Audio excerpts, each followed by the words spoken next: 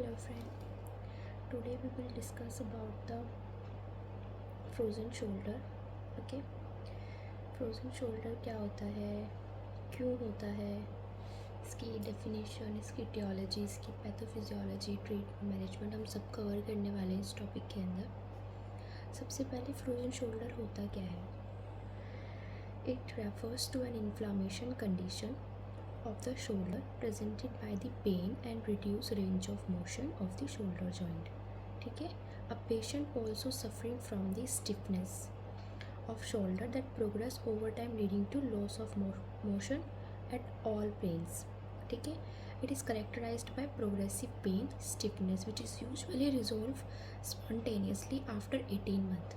ये क्या है? हमारा जो फ्रोज़न शोल्डर होता है ये एक इन्फ्लामेटरी कंडीशन होती है, इन्फ्लामेटरी कंडीशन होती है जॉइंट की। पहले हम इसके नाम से इसकी डेफिनेशन को कवर करते हैं। फ्रोज़न क्या होता है? फ्रोज़न मतलब फ्रीज़, फ्रीज़ मतलब कि कोई भी जो भी एलिमेंट है, जो भी स्ट्रक्चर्स इन्वॉल्व हो रहे हैं हमारे जॉइंट में, उसकी इन्फ्लामेशन हो जाना, ठीक है, उसकी फ्रीज़ हो जाना, फ्रोज़न शोल्डर, ठीक है, उसमें एडेशन आ जाना। एडेशन इसको एडेसिव कैप्सुलाइटिस भी बोलते हैं। कैप्सुलाइटिस जहाँ पर आइटिस लग जाता है उसको हम इन्फ्लामेशन से नोट करते हैं। ओके, पता है आपको? तो ये इसको हम एडहेसिव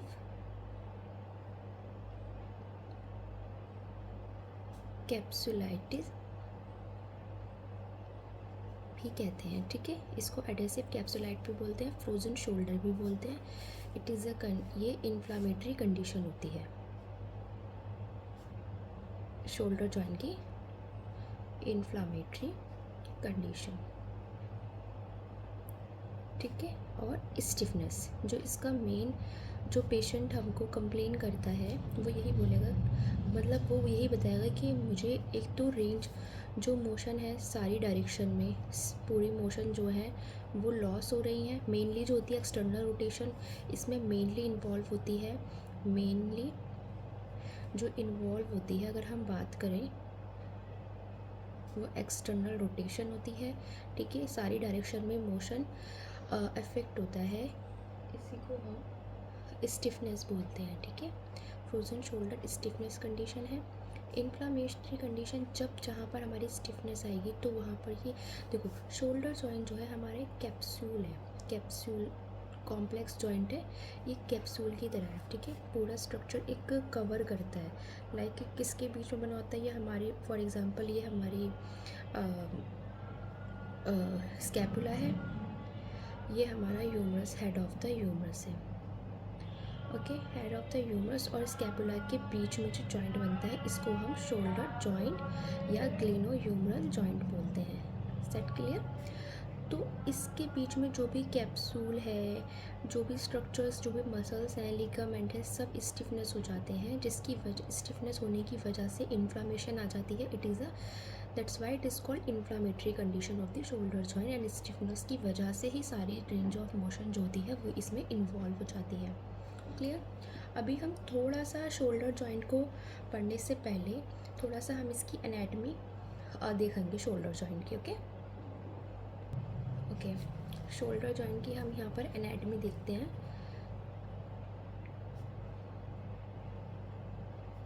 ठीक है। एनाटमी देखो, जो हमारा शोल्डर जॉइंट है वो स्ट्रक्चरली और फंक्शनली कॉम्प्लेक्स है, उसका स्ट्रक्चर जो है वो भी कॉम्प्लेक्स है अदर जॉइंट से, और जो उसका फंक्शन है वो भी कॉम्प्लेक्स है।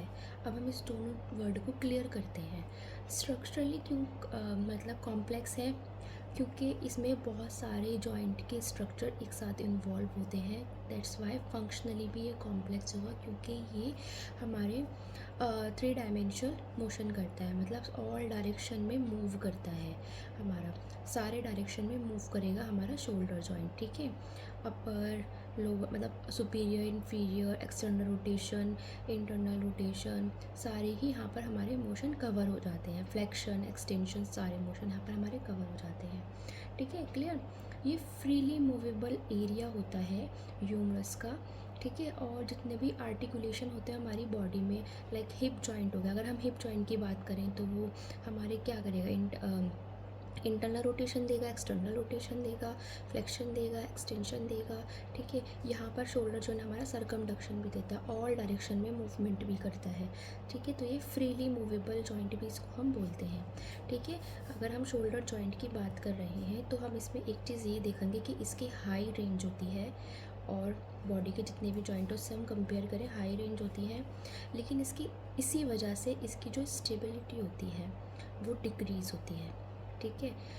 स्टेबिलिटी जो होती है वो डिक्रीज़, तो यहाँ पर हमारे डिसलोकेशन के चांस ज़्यादा होते हैं। ठीक है। तभी शोल्डर जॉइंट में डिसलोकेशन पूरी बॉडी से ज़्यादा शोल्डर जॉइंट में होता है।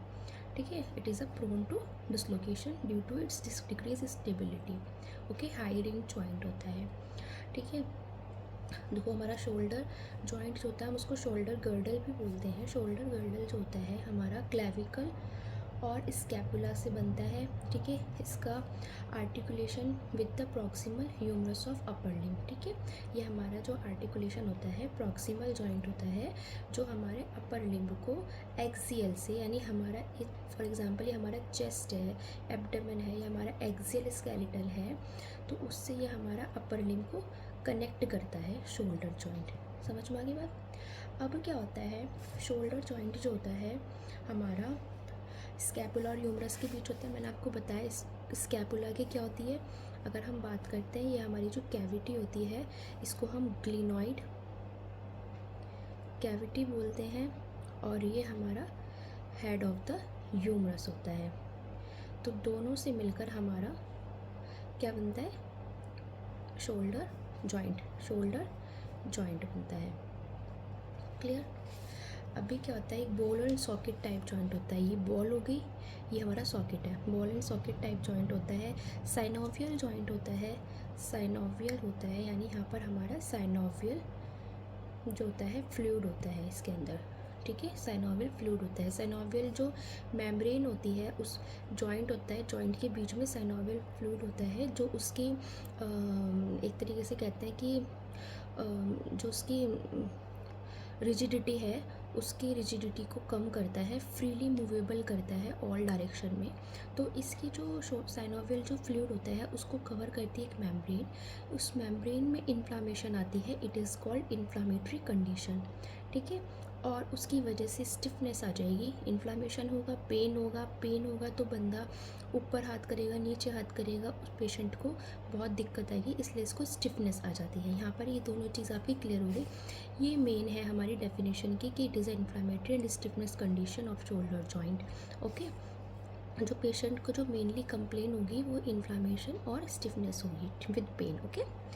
तो ये हमारा it is a ball and socket type joint हो गया, साइनोवियल जॉइंट हो गया। मोबाइल जॉइंट होता है, one of the most mobile joint होता है पूरी बॉडी के अंदर। डिक्रीज स्टेबिलिटी हो जाती है due to its all movable, क्योंकि ये ऑल डायरेक्शन में मूव करता है, हाई रेंज होती है इसकी। ठीक है। That's why it is decrease stability. Okay. इसका जो मतलब है आर्टिकुलेशन है वो हमने बता दिया, ग्लिनॉइड कैविटी और हेड ऑफ द ह्यूमरस में होता है। ठीक है। और ग्लिनॉइड कैविटी जो होती है वो एक फोसा होती है।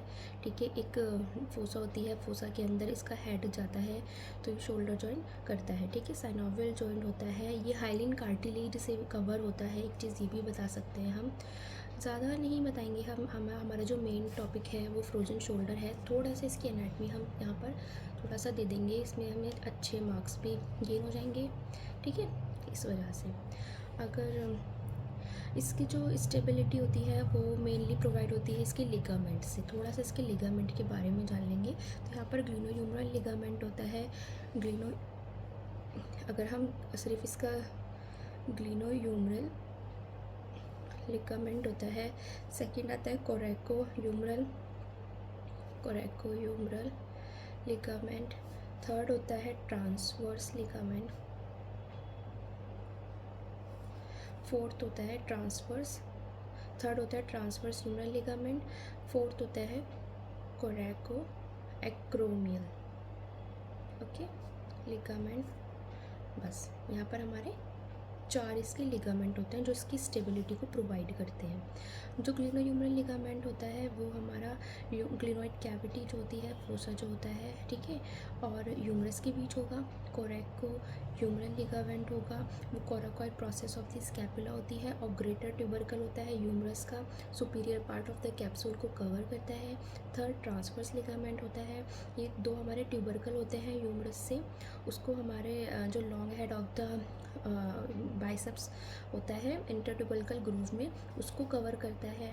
फोर्थ लास्ट जो होता है हमारा, वो हमारा एक्रोमियन प्रोसेस से कोराकॉइड प्रोसेस के बीच में होता है, ठीक है। ये भी हमारे शोल्डर जॉइंट को मेनली स्टेबल करता है, स्टेबिलिटी प्रोवाइड करते हैं मेनली चारों लिगामेंट, ठीक है। साइनोवियल जॉइंट होता है, बॉल एंड सॉकेट टाइप होता है, ठीक है। ये हमारा वन ऑफ द मोस्ट मतलब एक जॉइंट ये कह सकते हैं कि जो हमारे एक्सियल स्केलेटल को हमारे लिम्ब से कनेक्ट करता है, ठीक है। हाई रेंज होती है इसकी, ग्लिनोइड कैविटी और हेड ऑफ द ह्यूमरस के बीच में प्रेजेंट होता है, तभी इसको हम शोल्डर जॉइंट ग्लिनोह्यूमरल जॉइंट बोलते हैं, और या फिर शोल्डर गर्डल बोलते हैं, ठीक है। इसमें जो हम जो पढ़ रहे हैं इन्फ्लामेशन और इन्फ्लामेटरी कंडीशन और स्टिफनेस जो मैंने आपको बता दिया, इसकी जो मेन कॉज होता है वो इस वजह से हो जाता है। अब हम आगे चलते हैं अपना टॉपिक पे, जो हमारा है फ्रोज़न शोल्डर, ओके। अच्छा, ये जो हमारी फ्रोज़न शोल्डर मैंने आपको बताया कि इन्फ्लामेटरी कंडीशन होती है, स्टिफनेस होता है, इसमें हमारी रेंज ऑफ मोशन जो होती है वो रिड्यूस हो जाती है, कम हो जाती है। पेशेंट जो होता है स्टिफनेस की कंप्लेन करता है, और इसमें जो पेन होता है वो प्रोग्रेसिव होता है, मतलब बढ़ता रहता है, प्रोग्रेसिव पेन होता है, ठीक है। प्रोग्रेसिव पेन होता है और विद स्टिफनेस, ठीक है, विद स्टिफनेस। लेकिन 18 मंथ के बाद अगर हम बोलते हैं, ये अपने आप ही रिज़ॉल्व हो जाती है इसकी पेन और स्टिफनेस, ठीक है। तो ये यहाँ पर रिज़ॉल्व हो जाएगी अपने आप ही, ये कंडीशन फ्रोज़न शोल्डर जो है 18 मंथ में खुद ही रिज़ॉल्व हो जाएगा। लेकिन जो ये 18 मंथ का पीरियड होता है, इस बीच में पेशेंट बहुत कंप्लेन करता है, बहुत ज़्यादा कंप्लेन करता है। अगर हम इसकी एपिडेमियोलॉजी देखते हैं, एपिडेमियोलॉजी अगर हम देखते हैं तो एपिडेमियोलॉजी अगर हम देखते हैं तो ये हमारा जो पहली चीज़ हम बता दें कि ये हमारा इफ़ेक्ट करता है 2% to 5% of total world population, total world population, okay. Second चीज़ क्या है, मोर कॉमन जो एज होती है वो 40 और 65 के बीच में होता है, ये पेशेंट को देखने को मिलता है हमें कंप्लेन, ठीक है। मोर जो होता है ज़्यादा कॉमन जो होता है वुमेन में होता है in comparison to men, okay.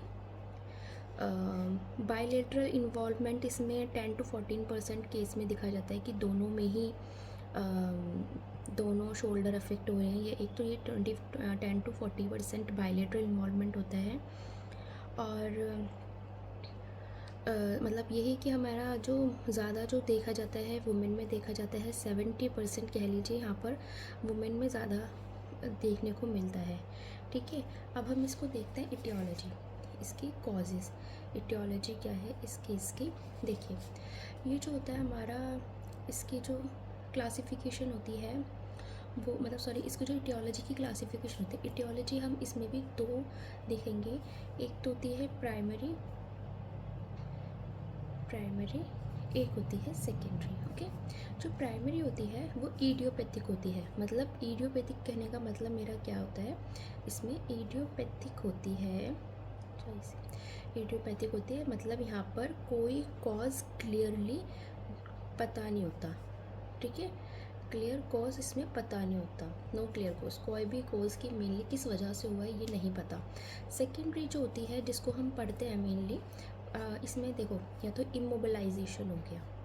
Immobilisation क्या होता है, अगर पेशेंट फॉर एग्ज़ाम्पल अगर पेशेंट के फ्रैक्चर हुआ है, ठीक है, उसको रेस्ट बता दिया, वीकली या फिर मंथली रेस्ट बता दिया, और वो कोई भी फिजियोथेरेपी या फिर कोई भी मूवमेंट नहीं कर रहा है, लाइक फिस्ट भी नहीं बना रहा है या कुछ भी नहीं कर पा रहा है, फॉर एग्ज़ाम्पल अगर उसको शोल्डर जॉइंट में ही मतलब इमोबलाइज फ्रैक्चर हो गया, शोल्डर जॉइंट ही उसका अफेक्ट हो गया, तो वो कोई भी एक्टिविटी नहीं कर रहा है, लाइक जॉइंट तो वो नहीं कर सकता क्योंकि वो इमोबलाइज हो गया, और वो उस वजह से अपना फिस्ट भी नहीं बना रहा है, एल्बो भी नहीं बैंड कर रहा है, कुछ नहीं कर रहा, तो उसकी वजह से लॉन्ग टाइम इमोबलाइजेशन की वजह से शोल्डर जॉइंट इफेक्ट हो जाएगा, यानी स्टिफनेस आ जाएगी, इन्फ्लामेशन आ जाएगी, जो हमारा फ्रोज़न शोल्डर का रूप ले लेगी, ठीक है, एक ये कह सकते हैं।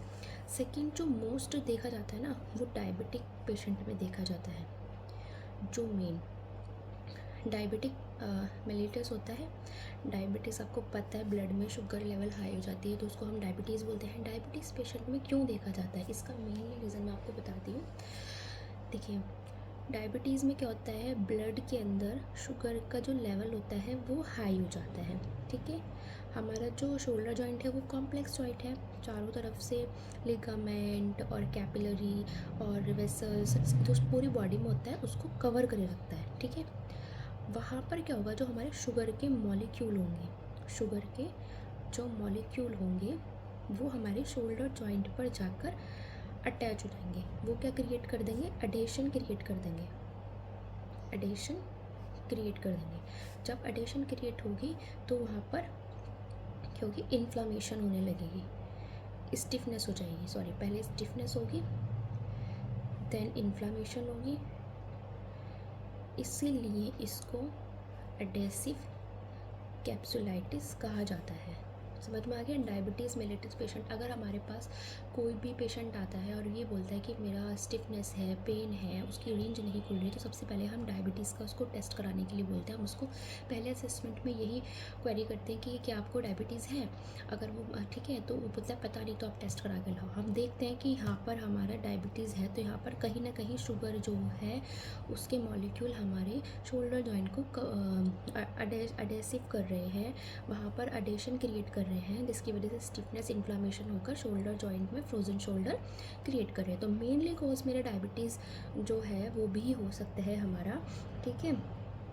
ऑटो इम्यून डिसीज़ भी इसका वो है एक इटियोलॉजी, अगर हम बोले ऑटो इम्यून डिसीज़ भी है, और ट्रॉमा हो गया, ट्रॉमा हुआ, ठीक है, ट्रॉमा हो गया तो सर्जरी हुई, सर्जरी में वही इमोबिलाइजेशन आ गया, शोल्डर जॉइंट स्टिफनेस हुई, इन्फ्लामेशन हुई, एडेसिव कैप्सुलाइटिस हो गई, ठीक है। कोई भी सर्वाइकल डिजीज़ की हिस्ट्री, ठीक है, कोई भी सर्वाइकल डिजीज़ होगी उसकी वजह से भी इमोबिलाइजेशन आता है, सर्वाइकल की वजह से भी यहाँ पर फ्रोज़न शोल्डर हो जाता है। और अगर हम लास्ट है एडवांस एज, अगर लाइक यार अगर कुछ भी अगर हम बात करते हैं एडवांस एज की, तो कोई भी बुज़ुर्ग लोग होते हैं, मेनली क्या होता है उनमें मोबिलिटी तो कम हो जाती है, फिज़िकल एक्टिविटी वो कम कर पाते हैं, जिसकी वजह से भी शोल्डर जॉइंट वो, और साइनोवियल फ्लूइड भी एडवांस एज की वजह से साइनोवियल फ्लूइड भी डिक्रीज़ होने लगता है, ठीक है। तो रिजिडिटी आने लगेगी शोल्डर जॉइंट में, जब रिजिडिटी आएगी तो स्टिफनेस होगी, इन्फ्लामेशन होगा, शोल्डर जॉइंट में फ्रोजन शोल्डर हो जाएगा। क्लियर। अच्छा, हम इसकी थोड़ा सा स्टेजेस पढ़ लेते हैं। इसकी स्टेजेस क्या होती हैं, हमारे फ्रोज़न शोल्डर में स्टेजेस जो होती हैं वो 3 स्टेजेस होती हैं। फ्रोज़न शोल्डर में स्टेजेस 3 होती हैं। फर्स्ट होता है फ्रीजिंग, जिसमें हमारा पेन देखने को मिलता है हमें। सेकंड होती है फ्रोज़न, जिसमें हमारी स्टिफनेस आती है उस स्टेज में। थर्ड होती है थ्रॉइंग, थॉइंग, थॉइंग में आती है रिडक्शन, मतलब धीरे धीरे जो पेन और स्टिफनेस है वो कम हो रही है, और 18 मंथ के अराउंड होती है ये, जिसमें यह हमारा रिजॉल्व हो जाती है कंडीशन जो हमारे फ्रोजन शोल्डर की है, ओके। लेकिन इन बीच जो होती है ना, ये 2 स्टेज के बीच पेशेंट को इतना पेन होता है कि वो रात को भी सोते सोते जाग जाते हैं, इतना पेन होता है, भयंकर वाला पेन होता है, स्टिफनेस होती है, रेंज ऑफ मोशन, मतलब पेशेंट को ये लगता है कि बस मेरा शोल्डर अब बिल्कुल बेकार हो चुका है, ठीक है। तो ये वाली स्टेज जो होती है बहुत ज़्यादा पेनफुल होती है, ठीक है। अच्छा, हम फ्रीजिंग स्टेज की अगर हम बात करें पहले, ठीक ठीक है, ये हमारी 2 to 9 मंथ लेती है, 2 to 9 मंथ लेती है, ठीक है। There is an insidious onset of pain with progressive loss of motion. यहाँ पर धीरे धीरे पेन होना स्टार्ट होता है, धीरे धीरे पेन होना स्टार्ट होता है। लॉस ऑफ मोशन इसमें प्रोग्रेशन कर जाता है, मतलब ये अब बढ़ रही है प्रॉब्लम की साइड, मतलब इसकी अगर हम रेंज देखें तो ये बढ़ रही है प्रॉब्लम की। यहाँ पर पेन तो होगा और रेंज ऑफ मोशन भी यहाँ पर कम होने लगेगी प्रोग्रेसिवली, ठीक है, प्रोग्रेसिवली लॉस ऑफ मोशन, ठीक है। It is a characterized by synovitis, it is a characterized by synovitis that progress of capsular thickening. यहाँ पर क्या करेगा, कैप्सूल जो होगा ना हमारा शोल्डर जॉइंट, जिसमें हमारा ये वाला ये जो कैप्सूल है जो मैंने आपको बताया, हेड ऑफ द ह्यूमरस और ग्लेनोइड कैविटी, ये जो हमारा कैप्सूल बन रहा है इसको थिक कर देगा, इसको थिक कर देगा, ठीक है। प्रोग्रेसिवली यहाँ पर कैप्सूल थिक होगा एंटीरियर इन्फीरियर पोर्शन पर, आगे की तरफ और नीचे की तरफ, यहाँ पर एंटीरियर इन्फीरियर पोर्शन पर, ठीक है। और यहाँ पर फिर क्या होगा, जो हमारा साइनोवियल फ्लूइड है, या जो साइनोवियल फ्लूइड भरा हुआ है, ये हमारा रिड्यूस होने लगेगा, तो स्टिफनेस यहाँ पर बढ़ जाएगी, ठीक है, यानी सेकेंड स्टेज की तैयारी हो जाएगी। समझ में आया पेन फर्स्ट से सेकेंड स्टेज में किस तरीके से आया। फर्स्ट में क्या हुआ, 2 to 9 मंथ होता है, पेन प्रोग्रेसिवली बढ़ता है, रेंज ऑफ मोशन बढ़ती है, साइनोवाइटिस क्रिएट हो जाती है, मतलब साइनोवियल फ्लूइड पर इन्फ्लामेशन आ जाती है, कैप्सूल इंफीरियरली और एंटीरियरली थिक हो जाता है, और ये हमारा साइनोवियल फ्लूइड को इन्फ्लामेशन करता है, यानी साइनोवाइटिस की तरफ करता है। वहाँ पर क्या क्रिएट हो जाएगी, स्टिफनेस क्रिएट हो जाएगी, ठीक है। यानी अब हमारी सेकेंड स्टेज की तैयारी हो रही है, फ्रोज़न आना है, ठीक है, फ्रोज़न स्टार्ट हो जाएगा। अब ये हमारा सेकेंड जो फेज़ होता है फ्रोज़न, इसको हम एडेसिव फेज भी बोलते हैं, फ्रोज़न को हम एडेसिव फेज भी बोलते हैं। ये हमारा 4 to 12 मंथ होता है। यहाँ पर क्या होता है, जो हमारा कैप्सूल है, अब देखो हमारा कैप्सूल है, यहाँ पर स्टिफनेस आ गई, इसको भी अगर हम आगे कंटिन्यू करते हैं, स्टिफनेस आ गई, स्टिफ कैप्सूल में क्या हो रहा है, अब यहाँ पर फाइब्रोसिस हो जाएगी, ठीक है। फाइब्रोसिस, जो फाइबर होते हैं वो भी अडेयर हो जाएंगे, ठीक है, वहाँ पर इन्फ्लामेशन स्टार्ट हो जाएगी, फाइब्रोसिस हो जाएगी, ठीक है। कैप्सूल अब क्या होगा, थिक हो जाएगा, कैप्सूल थिक हो जाएगा, ठीक है। रोटेटर कफ, ठीक है, कैप्सूल तो ठीक हो रहा था यहाँ पर, अब जो हमारे रोटेटर कफ होते हैं, रोटेटर कफ होते हैं, टेंडन होते हैं, लिगामेंट होते हैं, धीरे धीरे सब यहाँ पर थिक होना स्टार्ट हो जाएंगे, क्लियर। अब यहाँ पर पेन होगा, अब यहाँ पर पेन जो होता है वो प्रोग्रेस तो हो रहा है, और यहाँ पर पेन के साथ जो होता है लॉस ऑफ मोशन भी बहुत ज़्यादा प्रोग्रेस हो रही है, ठीक है। यहाँ पर कम देखने को मिलती है, यहाँ पर हमें ज़्यादा देखने को मिल रही है, प्रोग्रेशन यहाँ पर ज़्यादा स्टार्ट हो जाती है। अब हमारा जो लास्ट ओके थर्ड स्टेज जो है हमारी थॉइंग स्टेज है, लास्ट स्टेज होती है ये। इसमें क्या होता है, पेन और स्टिफनेस होता है शोल्डर जॉइंट का, overall symptom gradually subsides, it takes 12 to 24 month, ठीक है। इसके अंदर जो हमारा पेन और स्टिफनेस हो जाता है, जो भी हमारे सिम्टम्स पेशेंट कंप्लेन करता है, जो भी हमारी प्रीवियस स्टेज में देखने को मिलता है, जो प्रोग्रेशन हो रहा था, अब इसमें क्या होता है कि इसका रिडक्शन होने लगता है इन सिम्टम्स का, तो इसमें 12 से 24 मंथ लग जाते हैं, लेकिन कुछ पेशेंट में takes more than 2 year to get back that normal state, ठीक है। इसमें जो नॉर्मल उनकी जो नॉर्मल मूवमेंट है, जो नॉर्मल एक्टिविटीज़ हैं, एडीएल होती हैं उनकी, वो होने में इसमें मोर देन 2 ईयर लग जाते हैं कुछ केसेस में, ठीक है। अब इसमें जो देखने वाली चीज़ है वो है मोशन जो होता है वो स्लोली इम्प्रूव होता है, ऐसा नहीं है कि एकदम से, अगर ग्रेजुअली ठीक हो रहा है तो वो एकदम से नहीं होगा, धीरे धीरे ही ठीक होगा, ठीक है। स्ट्रेंथ जो होती है इसमें नॉर्मल स्ट्रेंथ जो लोगों की होती है वो इसमें अब रिटर्न हो जाती है एज वेल, ओके। अब हम इसके अंदर पैथोफिजियोलॉजी पढ़ेंगे, इसकी थोड़ा सा पैथोफिजियोलॉजी के बारे में जानेंगे। इसमें इन्फ्लामेशन देखने को मिलती है, जो भी इटियोलॉजी है, लाइक इमोबिलाइजेशन हो गया, डायबिटिक पेशेंट को हो गया, कुछ भी उनमें किसी भी वजह से इमोबिलिटी हुई शोल्डर जॉइंट की और इसको सिम्टम्स आने लगे, तो ठीक है, सबसे पहले इसमें इन्फ्लामेशन आएगी। इन्फ्लामेशन आते ही वहाँ पर फाइब्रोसिस होगा, यहाँ पर एक्सेसिव टिश्यू का टियर होने लगेगा सराउंड दी जॉइंट कैप्सूल, जो हमारा जॉइंट कैप्सूल है वहाँ पर टिश्यू टियर होने लगेंगे। जब टिश्यू टियर होंगे तो वहाँ पर इन्फ्लामेशन की वजह से, फाइब्रोसिस की वजह से जो कैप्सूल होगा वो टाइट हो जाएगा, टाइटनिंग आ जाएगी। फिर जब टाइटनिंग आ जाएगी, आप देखिए कोई भी चीज़ है, कोई भी जॉइंट है, अगर फॉर एग्जांपल क्लिनॉइड कैविटी, हम अपना यही जॉइंट ले लेते हैं, head of the shoulder, head of the humerus, okay. और क्लिनॉइड कैविटी जो जॉइंट है, यहाँ पर अगर रिस्ट्रिक्शन होने लगेगी, टाइटनिंग हो जाएगी, तो पूरी उसकी रेंज नहीं खुल पाएगी, रेंज कम हो जाएगी। तो यहाँ पर रेस्ट्रिक्शन हो जाएगा मूवमेंट जॉइंट का due to tightening of the joint capsule. यहाँ पर क्या होगा, फिर पेन और स्टिफनेस आ जाएगी शोल्डर जॉइंट की, जो मेन हमारा को बनाता है फ्रोज़न शोल्डर को, ठीक है। यहाँ पर हमारा फ्रोज़न शोल्डर हो जाएगा, ठीक है। तो अभी तक ये हमने 3 स्टेजेस पढ़ी, इसकी टियोलॉजी पढ़ी, पैथोफिजियोलॉजी पढ़ी, डेफिनेशन हो गया, किस वजह से होता है बता दिया। मेनली कॉज जो होता है देखने को इमोबिलिटी की वजह से होता है, एज देख लो, मतलब कुछ भी चीज़ ऐसी होती है जिसमें हमारे मूवमेंट, हमने फिजिकल एक्टिविटी छोड़ दी है करनी, मूवमेंट हमारे कम हो रहे हैं, तो वहाँ, और एक एज की वजह से, और एक होता है हमारा डायबिटीज़ की वजह से, जो भी शुगर मॉलिक्यूल्स हैं वो वहाँ पर अडहेयर कर जाएंगे, जो भी मूवमेंट होगी उसको रेस्ट्रिक्ट करेंगे। तो मेनली ये हमारा पूरा कंप्लीट हो गया। अब हम नेक्स्ट पार्ट में पढ़ेंगे इसका ट्रीटमेंट। ट्रीटमेंट जो होता है वो भी 2 पार्ट में हम डिवाइड करेंगे, फिजिकल थेरेपी में भी होगा, सर्जिकल ट्रीटमेंट भी होगा, यानी कंजर्वेटिव और सर्जिकल हम दोनों ही ट्रीटमेंट इसका देखेंगे।